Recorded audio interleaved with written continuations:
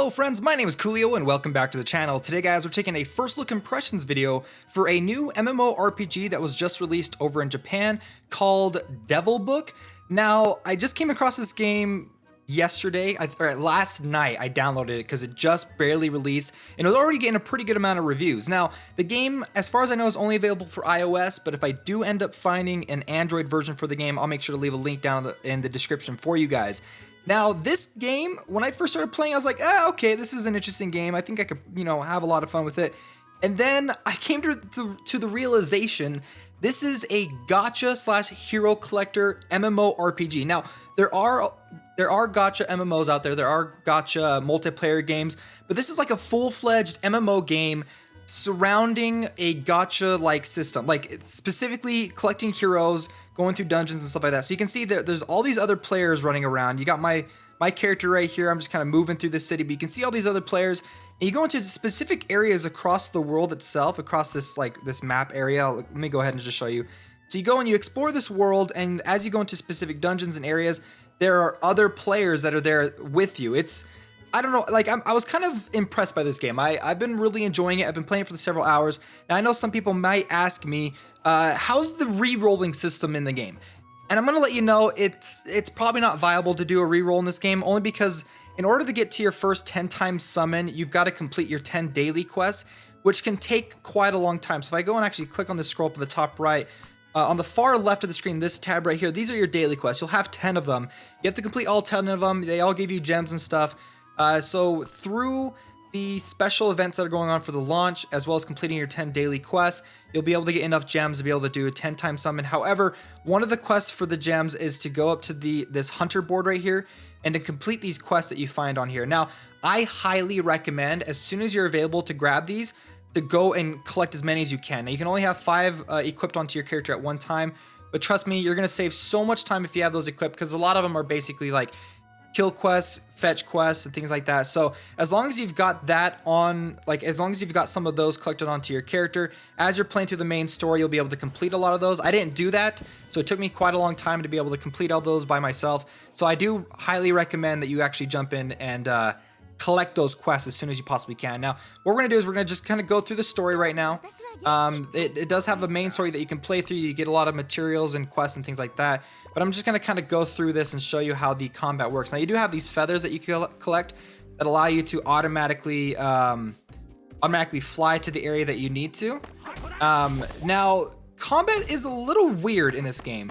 I definitely recommend just kind of putting on auto combat, because targeting skills and stuff can be a little bit of a hassle. Like, I've got an ability here that if I tap and hold, I can't really aim it unless I go to the far left of the screen or the far right, and then I can't really move my character at that point either, and I can't let go, so he's automatically going to end up firing it. And then tapping on a monster, your character will automatically start fighting it. Now, one of the things in this game, it's got a rock paper scissors mechanic of combat. So I highly recommend, because you can have 3 heroes on your team at once, is to have a rock hero, a paper hero, and a scissors hero, because you're going to come across characters that have a different attunement, different elemental type, or whatever you want to call it.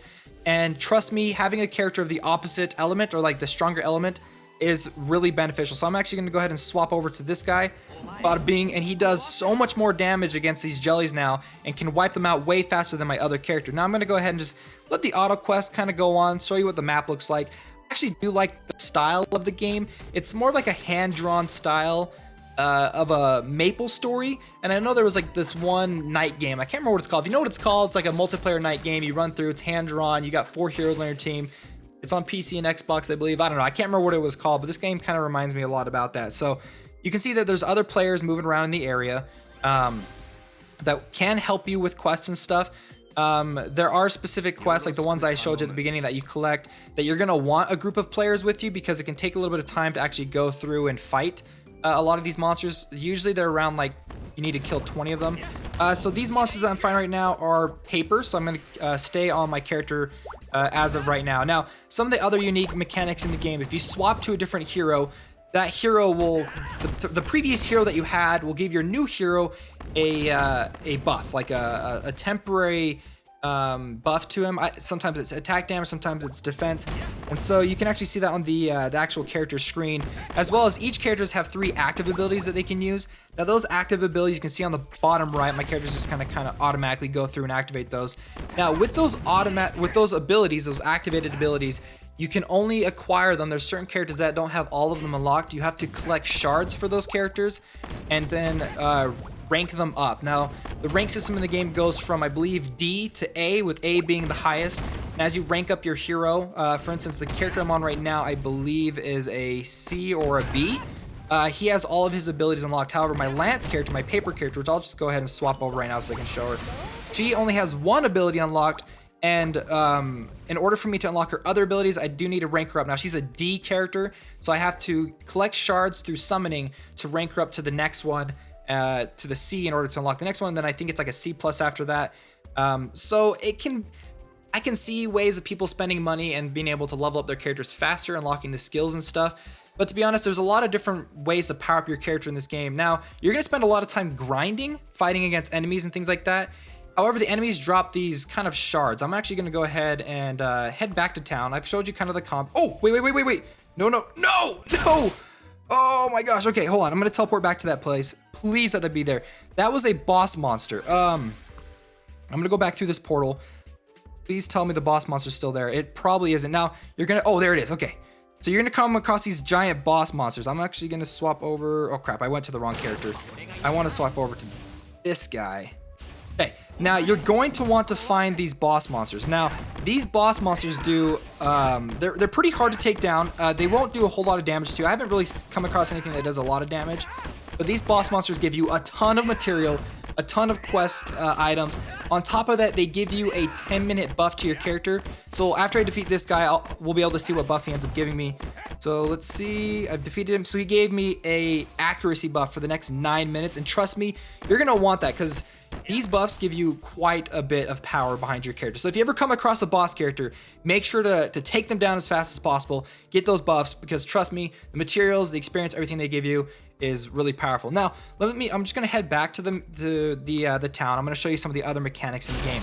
Now, one of the other interesting things about this game is you collect experience by defeating monsters, by completing quests, but that experience does not go to your heroes. It goes specifically to your level at the bottom left. So my account level is level 16, but my main hero is level 20, my secondary hero level 18, and my third hero level 16. Now, in order to level up your heroes, you're actually going to want to go over to the hero tab right here, and you get these potions that you can equip onto your hero to level them up. Now, I actually can't level this guy up. I think I need to... Oh, I can spend a little bit, but I don't have enough experience potions in order to level him up. I'm gonna go ahead and level up this guy a little bit. He's a C rank. So you have to get these potions through quests, through gameplay, through grinding. They're fairly easy to come across, but you can end up... It takes quite a bit to level up some of your characters. So you can see I've got him up to level 19 now. So that's how you level up your characters. And I've seen a lot of people in this game make the mistake of just grinding and playing through, and they don't level their characters up. So I'm letting you guys know, if you need to level your characters up, I highly recommend, grinding out those potions and going through and leveling them up, because you want to level them up. You want to keep them up higher, because the monsters the scaling of the monsters kind of raises fairly quickly. On top of that, you can spend gold to unlock and upgrade their skills. Now, you don't need any skill points. You don't need anything like that. You just have to hit a certain level in order to do that. And then you have to collect shards in order to rank up your character. The highest rank being S+, but the highest character I think you can collect is an A through the summoning system. However, you can see it's going to cost a good amount of shards. I need 90 shards in order to get him to a B. So it can take a little bit of time. So we'll have to see... actually, it's going to take 120. I can either get the C+ on the side, or if I want to go straight for the B, it's going to take 90. Now, I don't think I can upgrade him any other way, but you're going to want to try to unlock this whole thing. Now, it is going to take a little bit of time to do that, but we'll see how many shards you actually get through simply playing through the game. Now, let me go ahead and show you some of the other ways that you can power up your character. Now, each of your characters have equipment, items already equipped. You don't have to go out and find them, but you can go through and actually level them up by getting these specific rocks, these specific gems. And you actually get them quite a lot. So, but they are shared across the entire board for all of your characters. So if you're trying to level up all of your characters and get all their equipment items around the same level, you're going to want to make sure that you don't spend them all on one single character. On top of that, you can also equip gems into these. You'll go through and actually find gems simply by playing through the game, and you can equip them onto this. Let me see if I've actually got a character that can do that real quick. Let's see if any of these guys, yeah, this guy's got one right here. So you can go ahead and I can equip a green gem into this. Equipping it will give me increased HP. So you want to make sure you go through and actually get those equipped, leveling up your characters, everything like that. Now, I do want to show you one of the other things that I absolutely love about this game, and that is the fact that you can customize your characters with skins and dyes. Now, right now I've only got one other skin, which is this like polar bear skin, which looks really awesome. But one of the things that's amazing about this is I can actually go through, let's see, collect it, and it has different dye spots. Now, if I wanted to swap out the red for a different color, I select the red, and then I'm going to use one of these dye potions at the bottom. Now, it is randomized, so let's go ahead and hit this, and it's going to randomize what color I'm going to get. I'm hoping for blue. I got a pink. I'm gonna do this a few more times. I want a blue color. Let's see. Dark blue's fine. Yeah, we'll go ahead and do that. So, and you do get those dye potions not fairly often, but I like the fact that the game actually gives you cosmetic choices for your characters. So, this guy, if I wanted to go through and dye some of his stuff, probably maybe change his hair color. Let's see what his hair color is going to end up looking like.